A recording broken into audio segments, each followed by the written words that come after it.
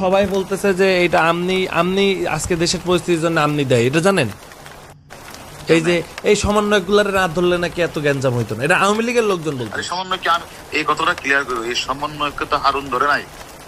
সমন্বয়কে ঊর্ধ্বতন কর্তৃপক্ষের নির্দেশে হারুনের কাছে হস্তান্তর করা হয়েছে, এটা তুমি লেখো এতে।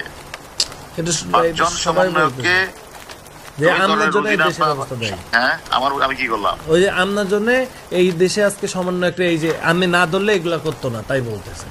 আরে গাদা, এই সমন্বয়কে তো আমি ধরার সমন্বয়কে আমি ধরলাম, ধরার পরে কি এনে ডিপ কমিশনার, আইজি, সচিব, প্রধানমন্ত্রী ছিল না? তা তো ছিল, সবাই তো জানতো না, জানতো তো অবশ্যই। তাহলে এই কথাটা আমাকে বলতেছো কেন?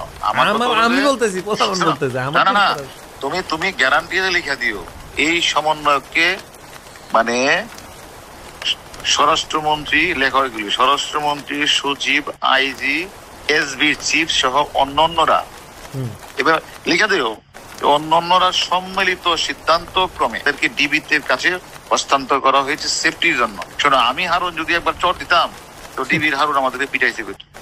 আমি এদের সাথে ভালো ব্যবহার করছি, ওদের বাপ মাকে ডাইকে না আমার লোক ভাত খাওয়াইছি, ওদের না ভাত খাওয়াইছি, ওদের বাপ মাকে ভাত খাওয়াইছি।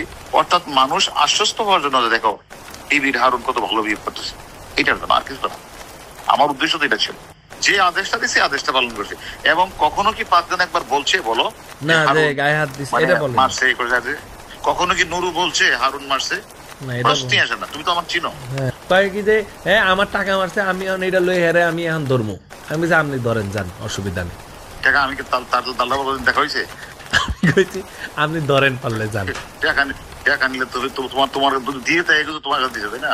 আমার বালের লোক দেখা হয়েছে, আমার আল্লাহ বেটা আমার কাছে দিছে, আমি তো নিয়ে আপনার দিছি। সেটা অন্য বিষয়ের কথা।